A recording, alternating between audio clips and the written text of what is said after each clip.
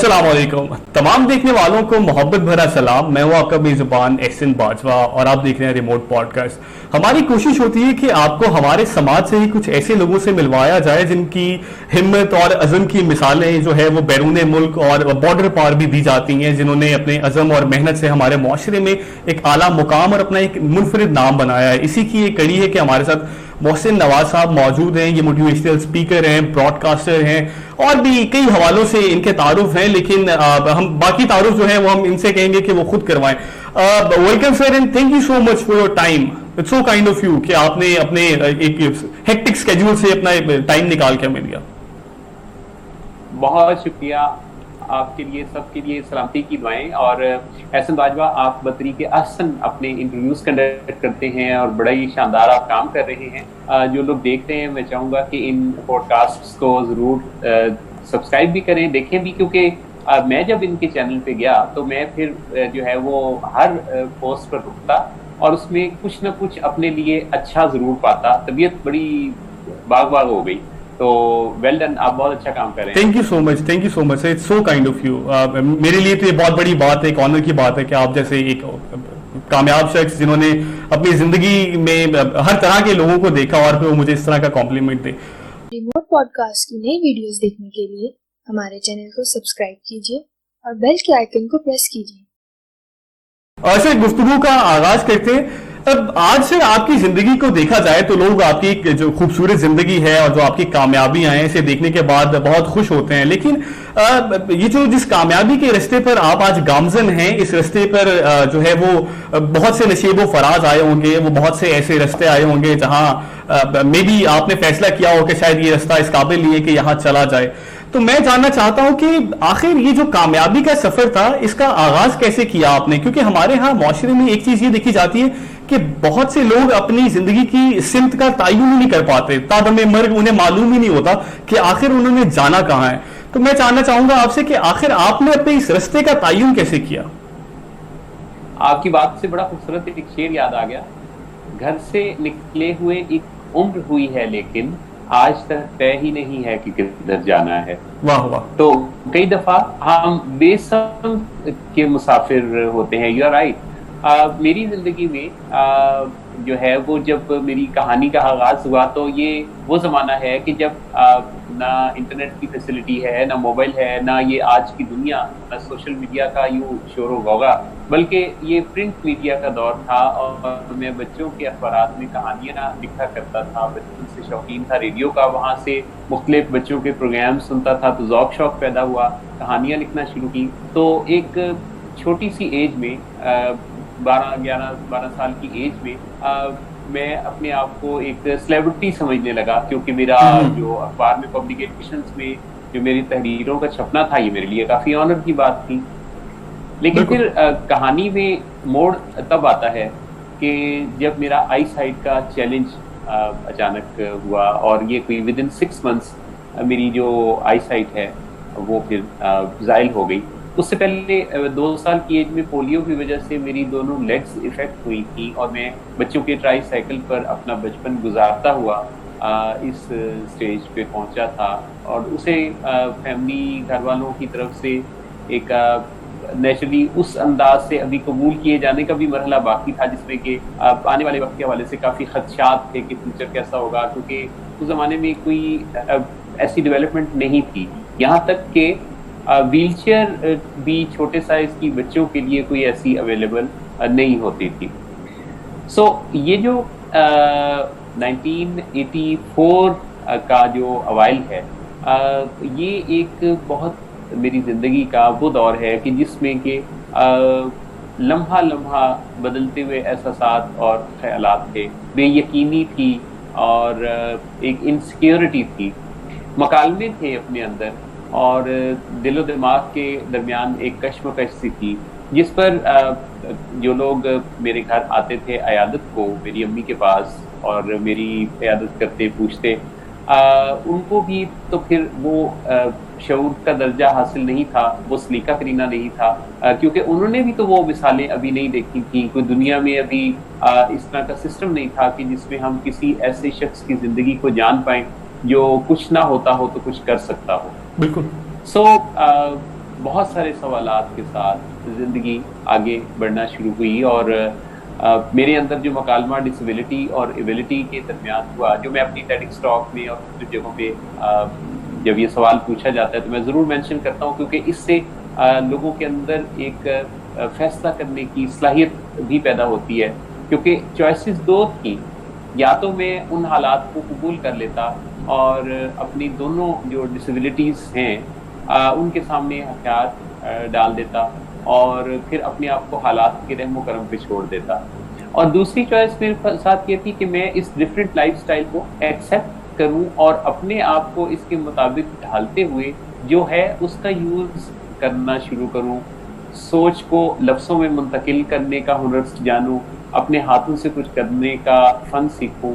سو میں نے second option کو لاشعوری طور پہ آپٹ کیا، ایک چیلنج کے طور پہ، کیونکہ جو کامنٹس تھے وہ اچھے نہیں تھے، جو رائے تھی وہ سازگار نہیں تھی، جو تبصرے تھے وہ کوئی حوصلہ بڑھانے والے نہیں تھے۔ سو میری نیچر میں یہ چیز کچھ مجھے لگتا ہے کہ ٹھیک ہے، جب یہ مجھے کہا جاتا کہ یہ نہیں ہو سکتا تو پھر میں اس کو ایک چیلنج سمجھ کے قبول کر کے آگے بڑھنے کی کوشش اور جد و جہد کے سفر کا آغاز کر دیتا۔ سو یہی ہوا، اللہ کے فضل و کرم سے اللہ تعالیٰ روشنی دکھانے والی ذات ہے۔ میں نے اپنی بہنوں کی مدد سے، اپنی والد والدہ کی مدد، تعاون اور دعاؤں سے اپنا سفر آغاز کیا اور لکھنے کا سلسلہ ریسٹور کیا، ٹائپنگ سیکھی، انگلش اردو ٹائپنگ سیکھی، پھر اپنی تعلیم کا سلسلہ آگے بڑھایا، اور اردو جو میرا سبجیکٹ تھا تو اس میں نے پھر ماسٹرز تک اپنی تعلیم کو پہنچایا، اور ریڈیو اس دوران میری بہترین یونیورسٹی ثابت ہوا، جہاں سے میں نے بین الاقوامی سطح پہ ان موضوعات پر جو لوگ ریسرچز کرتے رہے، جو ایسے رول ماڈلز تھے، ان کی زندگیوں کو جانا، اور اس سے پھر مجھے کافی حوصلہ ملا، اور میں سوچنے لگا کہ اگر وہ تو پھر میں بھی۔ اوکے، محسن نواز صاحب، آج آپ پاکستان کے ایک بڑا معتبر نام ہیں، آپ ایک بڑے موٹیویشنل اسپیکر ہیں، ایک بہت بڑے براڈ کاسٹر ہیں، آپ نے زندگی میں کئی کامیابیاں سمیٹی، لیکن میں جاننا چاہتا ہوں آپ سے کہ ان ملٹیپل ڈسیبلٹیز کے ساتھ زندگی میں کبھی کوئی ایسا مقام آیا جہاں آپ دل برداشتہ ہو گئے ہو، جہاں زندگی بوجھ لگی ہو آپ کو اس آپ کے تمام سفر میں، کامیابی کے سفر میں؟ زندگی بوجھ لگنے کا تو الحمدللہ کوئی ایسا لمحہ زندگی میں مجھے یاد نہیں ہے۔ بہت بچپن سے لے کے اور اب تک کی لائف میں جب بھی یہ دو چوائسز میرے سامنے آتی رہی ہیں تو بڑا میرے مالک کا کرم ہے کہ میں اس میں اپنے آپ کو سنبھالنے والی آپشن پہ ہی رہا ہوں۔ میں یہ کلیم نہیں کرتا کہ میں کبھی کسی سٹریس میں نہیں رہا، کبھی ایسا خاصے محرومی نہیں ہوا، یا کبھی کسی کی بات سے دکھ نہیں ہوا۔ یہ سب کچھ تو بطور انسان میں بھی اگر جذبات اور نفسیات رکھتا ہوں تو مجھے میرا گزر بھی اس سے ہوا، لیکن اس جذبے کا، اس نراشا کا اور اس مایوسی کا قہر نہیں ہونے دیا، اور جلد ہی اس دم توڑتی امید میں سے ایک نئی امید کی کرن مجھے ابھرتی ہوئی دکھائی دی، جس میں میرا کمال نہیں، یہ میرے اللہ کی دی ہوئی وہ نظر تھی جو مجھے کائنات کو اس انداز سے دیکھنا سکھاتی تھی کہ ہر کرائسس میں سے اپرچونٹی جنم لیتی ہے، ہر نا امیدی میں سے امید پروان چڑھتی ہے۔ محسن نواز صاحب، آج آپ ایک بہت خوشحال زندگی گزار رہے ہیں، آپ کے 2 صاحبزادے بھی ہیں۔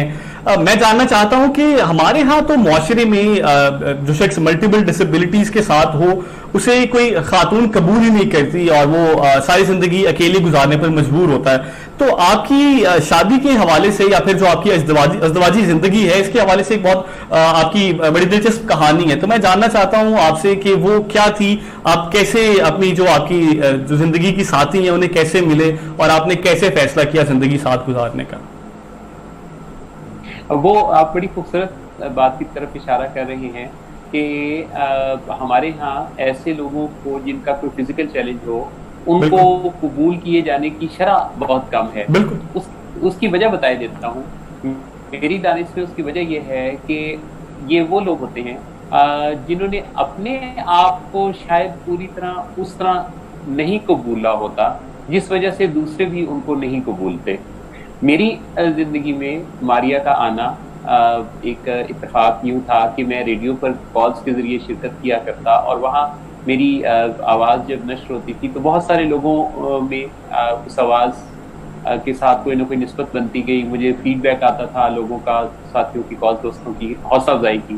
میں یعنی کہ مختلف موضوعات پر بات کرتا تھا. میرا کانٹینٹ شاعری کا یا اور فکر و فلسفہ کی ایسی باتیں جو میں نے سیکھی تھی زندگی میں, وہ آبزرویشنز میں ریڈیو پر ٹیلی فون کے ذریعے شرکت کے ذریعے میں ان کو شیئر کیا کرتا تھا. تو ماریا کی ایک دن مجھے کال موصول ہوئی اور انہوں نے میرا نمبر جو ہے وہ 17 انکوائری سے حاصل کیا تھا, اور انہوں نے مجھے کہا کہ آپ نے اپنی گزشتہ کال میں بتایا ہے کہ آپ کی دونوں بہنوں کی شادیاں ہو چکی, تو آپ کا جو لکھنے پڑھنے کا کام تھا کافی کچھ, وہ تو ان پر منحصر تھا, تو اب آپ کا یہ جو کام ہے یہ کیسے ہوگا؟ تو میں نے کہا کہ کوئی رستہ نکل آئے گا, اللہ مالک ہے. پہلے بھی تو اس نے رستہ نکالا. تو وہ کہنے لگی کہ میں یوں کرتی ہوں کہ جو آپ نے بکس ریڈ آؤٹ کرنی ہوتی ہیں وہ آپ مجھے بتا دیا کیجیے, میں کیسٹس پر انہیں آپ کو ریکارڈ کر کے دے دیا کروں گی. میں نے اس بات کو بڑا اپریشیٹ کیا, ویلکم کیا, اور انہوں نے میرے لیے کتابیں ریکارڈ کر کے بھیجنا شروع کی. پھر کچھ عرصے بعد ماریا کے ذہن میں یہ خیال آیا کہ کہنے لگی کہ آپ جو ہے آپ کے گھر میں آپ کے پیرنٹس ہیں, ظاہر ہے وہ ایجڈ ہیں, تو آپ کی ذمہ داریاں جو ہیں وہ تو اٹھانے کی پوزیشن میں فیوچر میں نہیں ہوں گے, تو آپ کی شادی ہونی چاہیے. تو میں نے کہا کہ یہ جو خیال ہے یہ تو کوئی حقیقت سے قریب نہیں ہے. تو کہنے لگی کہ نہیں, اس بارے میں کوشش کرنی چاہیے. تو میں نے کہا کہ تم ایسا کیسے سمجھتی ہو کہ یہ, میرا تو کوئی اس وقت جاب وغیرہ بھی نہیں تھا, تو میں نے تو کبھی اس حوالے سے سوچا نہیں تھا. تو کہنے لگی کہ میں آپ کے لیے رشتہ تلاش کروں گی. وہ رشتہ تلاش کرنے میں لگ گئی میرے عدم دلچسپی کے باوجود. لیکن پھر یہ ہوا کہ کچھ عرصے بعد مجھے کال کر کے انہوں نے بتایا کہ آپ کے لیے میں نے جن جگہوں پہ بات کی وہاں سے کوئی رشتے کے لیے تو نہیں مانی. تو میں نے کہا میں تو کوئی توقع بھی نہیں رکھتا تھا. تو وہ کہنے لگی کہ نہیں, وہ آپ توقع نہیں رکھتے تھے, لیکن میں نے ایک فیصلہ کر لیا. میں نے کہا کہ وہ کیا؟ تو کہنے لگی کہ میں نے سوچا ہے کہ میرے گھر سے زیادہ آپ کے گھر پہ میری ضرورت ہے. اب یہ فیصلہ اس وقت مجھے ان کی یہ بات کچھ یوں لگا کہ شاید یہ جذبات کے زیر اثر یا میرا دل رکھنے کے لیے ویسے کہہ رہی ہیں. تو میں نے اس بات کے جواب میں انہیں یہ کہا کہ یہ کوئی معمولی فیصلہ تو نہیں ہے, میرے ساتھ چلنے میں تو بہت سارے خدشے ہیں, تو آپ اس فیصلے پہ رکیے اور اس پر نظر ثانی کیجیے. تو انہوں نے کہا کہ نہیں, میں نے فیصلہ کر لیا ہے. اور پھر انہوں نے سچ میں اس بات کو کر دکھایا. انہوں نے اپنی فیملی کو کنونس جس طرح سے کیا وہ ایک الگ داستان ہے, اور کس طرح سے وہ ڈٹرمنٹ رہیں, اور میرے ساتھ انہوں نے پھر اپنے ایک جیون ساتھی کے طور پہ اپنے سفر کا آغاز کیا.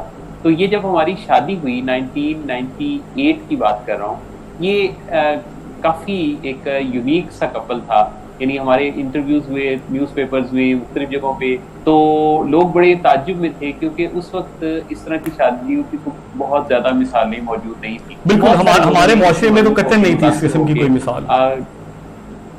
سوری, میں نے کہا ہمارے معاشرے میں تو قطعاً اس قسم کی کوئی مثال نہیں تھی اس سے پہلے.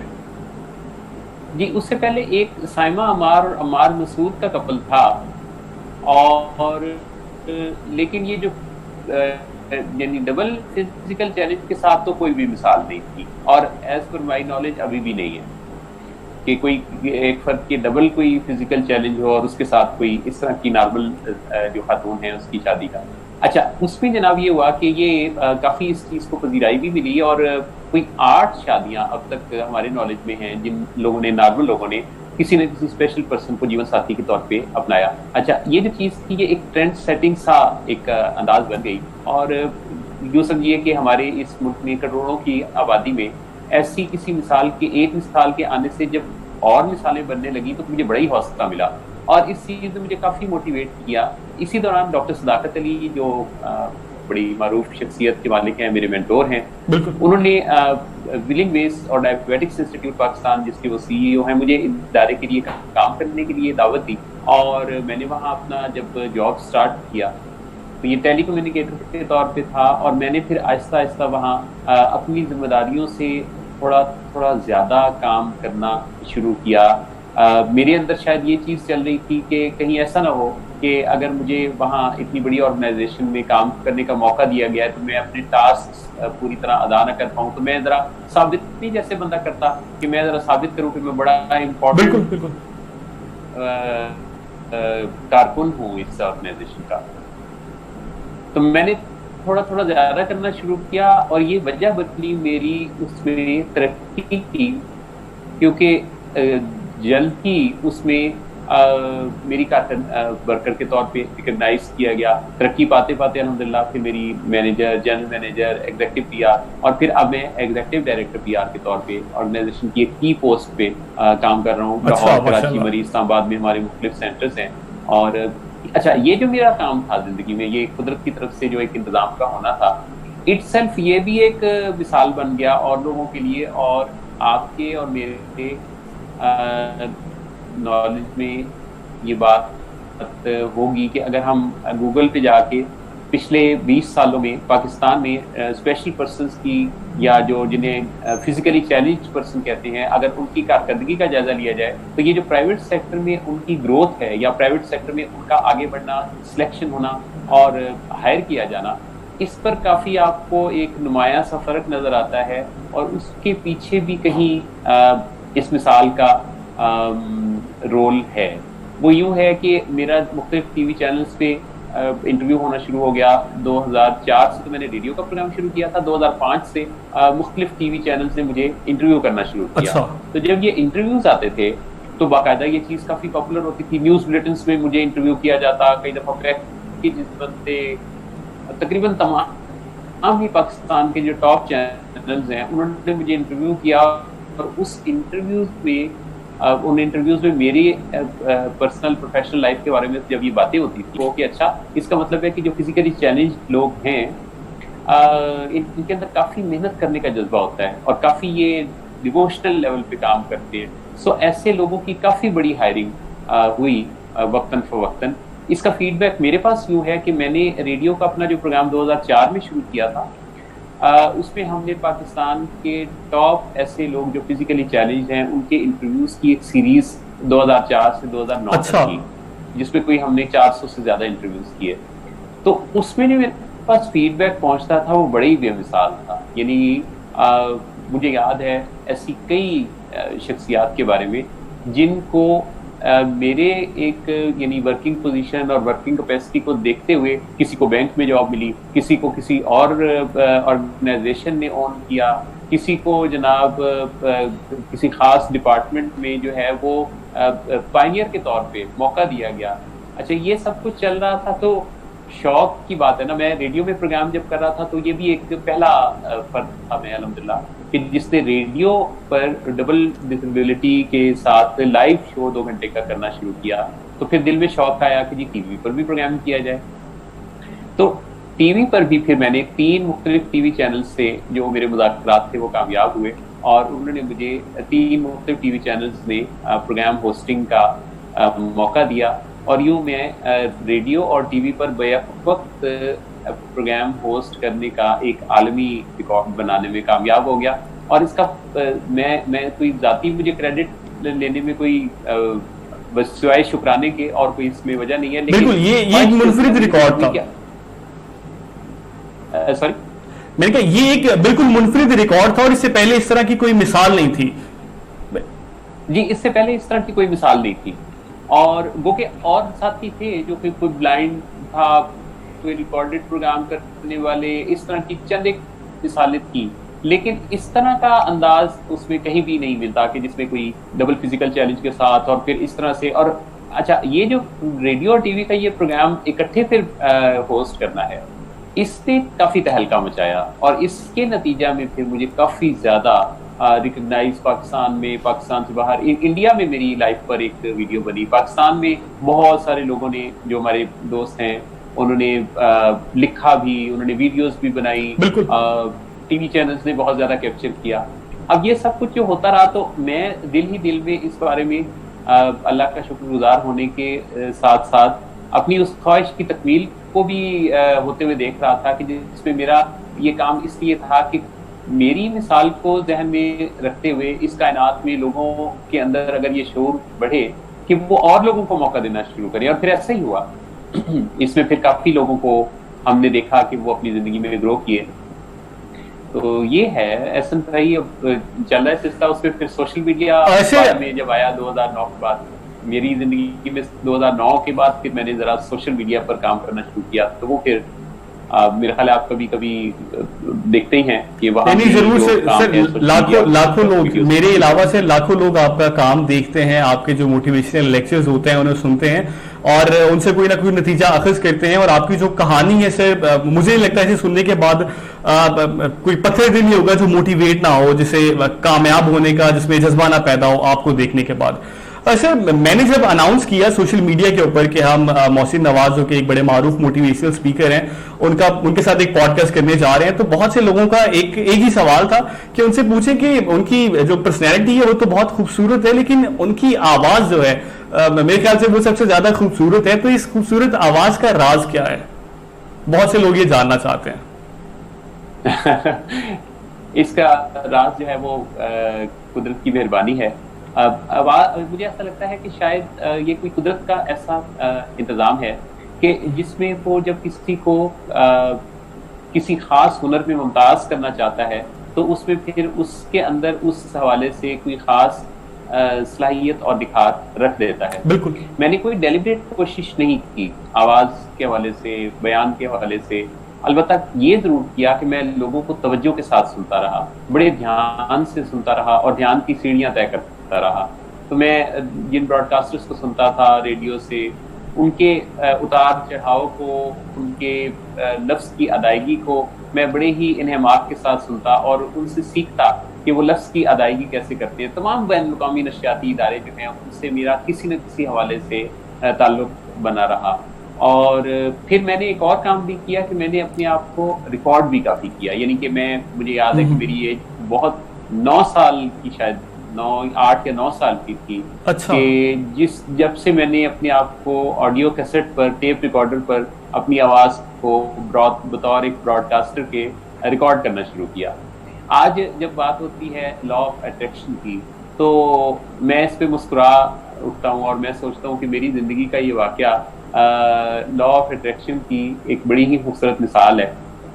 मैंने अपने आप को 8-9 साल की एज में 1979-80 में कैसेट रिकॉर्डर पर अपने एक छोटे छोटे ब्रॉडकास्टिंग के जो अनाउंसमेंट्स थे उनके साथ मैंने अपने इस एक ऐसे करियर का आगाज किया कि जिसका मैं वाहिद अकलौता लिसनर होता था। तो मैंने अपने आप को जिस नज़र से देखा तो आगे चल के फिर वही मेरा फील्ड ऑफ प्रैक्टिस भी बन गया। तो हम जिस चीज़ के बारे में अपने आप को जिस नज़र से देखते होते हैं ना, कुदरत हमें उससे सरप्राइज जरूर कर देती है। बिल्कुल। तो मैं तो बिल्कुल नहीं जानता था कि ऐसा करना कोई कोई दानिस्ता कोशिश नहीं थी, ना किसी ने बताया था, लेकिन मैं अपने आप को बतौर ब्रॉडकास्टर रिकॉर्ड करता था और मेरे करियर में ये चीज़ शामिल हुई। अच्छा, इसी तरह से ये जो हमारा अपने आप को किसी खास नज़र से देखना है, ये इसका एक बड़ा दिलचस्प वाक़या है मेरी ज़िंदगी में। मैं चाहूँगा मेरे व्यूअर्स जो सब सुन रहे हैं, अगर वो किसी भी इंटरव्यू के लिए तैयारी कर रहे हैं, अगर वो किसी जगह अपनी ज़िंदगी में आगे बढ़ने के किसी मरहले पर हैं, तो ये बात जो मैं अब उन्हें बताऊँगा, ये बात उनके लिए काफ़ी हेल्पफुल साबित हो सकती है। इवन उनका जो यकीन का दर्जा है वो ये काफ़ी बात अपग्रेड कर सकती है।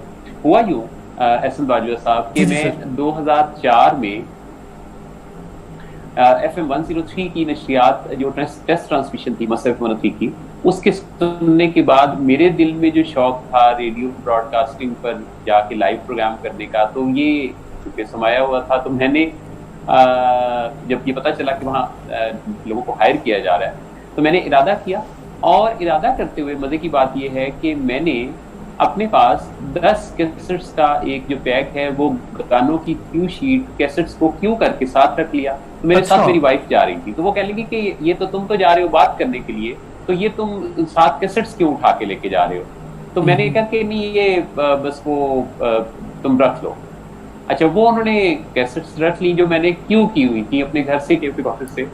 और जब मैं वहाँ जाकर उनसे मिला तो ये रात कोई 9:30 बजे की बात है और ये 1 मई 2004 की बात कर रहा हूँ। अच्छा। सैटरडे की नाइट है। तो मैंने जाके जब बात की तो 15 मिनट की गुफ्तगू के बाद मैंने उनसे कहा, जो स्टेशन मैनेजर थे, कि मैंने कहा अच्छा आप मुझे बताइए मुझे ऑडिशन के लिए कब आना है।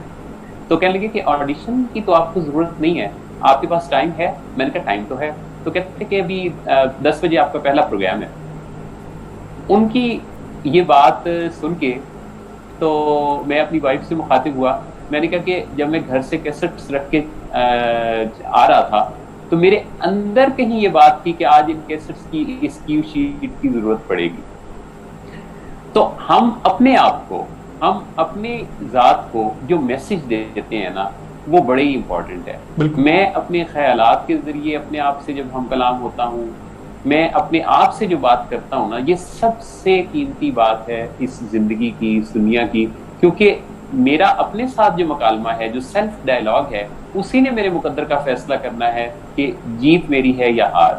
اگر کامیابی کے ہار پہننا چاہتے ہیں تو اس کے لیے اپنے سیلف ڈائلاگ کا جائزہ لیجیے. یہ دیکھیے کہ آپ کا اپنے ساتھ مکالمہ کیسا ہے.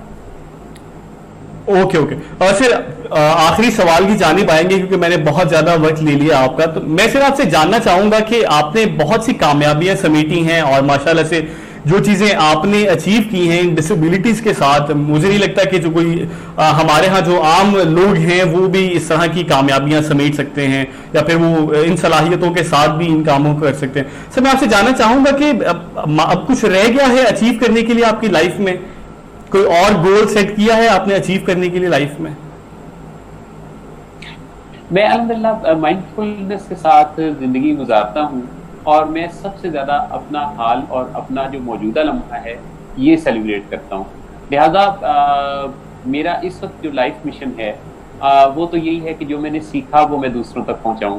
اور اس سلسلے میں میرا جو پیج ہے, یوٹیوب کا جو میرا چینل ہے, فیس بک کا میرا پیج, یا ٹویٹر یا لنکڈ یا پھر انسٹاگرام یا جتنے بھی یہ فورمز ہیں, اس پہ میں گاہے بگاہے اپنی تھاٹس کو کبھی بول کر کبھی لکھ کر شیئر کرتا رہتا ہوں. اور میرا اس وقت کا تو لائف گول یہی ہے کہ میں بتدریج انسان سیکھتا رہتا ہے اپنی زندگی میں, تو میں شعور کے, ادراک کے جو قدم اٹھا رہا ہوں, یا میں نے اپنی زندگی میں, مجھے بہت موقع ملا ایسے لوگوں سے قریب ہونے کا جن کے نام جان کر, جن کا نام یا ذکر یا ان کی کتابیں پڑھ کے آج کے لوگ انہیں اپنا گرو مینٹور مانتے ہیں. مجھے ان لوگوں سے کافی ہم کلامی کا, قربت کا, گفتگو کا موقع ملا. اشفاق احمد صاحب سے میری ریڈیو کے ذریعے تعارف ہوا تھا اور میری ان سے ٹیلی فون دوستی تھی. اسی طرح سے اور بہت سارے لوگ. تو یہ جو سب میں نے اپنی زندگی میں جن لوگوں سے جو سیکھتا چلا گیا, میں اس وقت یہ مشن اور مقصد رکھتا ہوں اپنی زندگی کا کہ میں وہ لوگوں تک ضرور پہنچاتا رہوں کسی نہ کسی شکل میں, کیونکہ مجھے لگتا ہے کہ یہ ایک امانت داری ہے. نئی نسل جو ہے اس کو ہمیں ابلاغ اور شعور دونوں سے ہم آہنگ کرنا ہے. میں نے کوشش کی کہ میرے بچوں میں اس بارے میں اویئرنیس پیدا ہو. علی احمد اوان ماشاءاللہ بہت ہی اچھا کام کر رہے ہیں. میرا بڑا بیٹا جو کہ موٹیویشنل اسپیکر ہے, اس نے کتاب بھی لکھی ہے, وہ ینگسٹ رائٹر کے طور پر. ماشاءاللہ. اور ماشاءاللہ وہ بہت ہی اچھا, اس کا جو ہے نا وہ فکر و فلسفہ والی نظریات کو جب لوگوں سے شیئر کرتا ہے تو ایک نیچرل فلو اس کا جو ہے وہ اس کے اندر سے اٹھتا ہے. سلمان احمد اوان جو ہے وہ بھی اسی طرح سائیکالوجی کے فیلڈ میں ماشاءاللہ بہت زبردست طریقے سے گرو کر رہا ہے. چھوٹی سی ایج میں, وہ علی سے 2.25 سال چھوٹا ہے. اچھا. لیکن سلمان کی جو پرسنالٹی ڈائمینشنز ہیں وہ بڑی ہمہ پہلو قسم کی ہیں. ایک طرف تو نفسیات پر بڑی زبردست, بہت اچھی بات کرنا, موٹیویشن ویڈیوز بنانا, کریٹیوٹی بہت اچھی. تو یہ ان بچوں کے اندر جو پوٹینشیل ہے, یہ دیکھ کے مجھے بڑی خوشی ہوتی ہے کہ میں جو باہر لوگوں سے شیئر کرنا چاہتا ہوں اس کی روشنی الحمدللہ اللہ کے خاص فضل و کرم ہے کہ اس گھر کے اندر, یہاں اس کی فضا میں یہ چیز موجود ہے. اور یہ سارے کا سارا میرے اللہ کی مہربانی ہے. اوکے سر, وائنڈ اپ کی چاہتے ہیں. میں چاہوں گا کہ ہمارے ہاں جو دیکھنے والے ہیں ان کے لیے اگر آپ کوئی خاص ایک پیغام دینا چاہیں, خاص طور پر وہ لوگ جو کامیاب ہونا چاہتے ہیں لیکن ان کی کسی ایک خاص سمت کا تعین نہیں کر پاتے, تو ان کے لیے کوئی ایک خاص پیغام دینا چاہیں آپ؟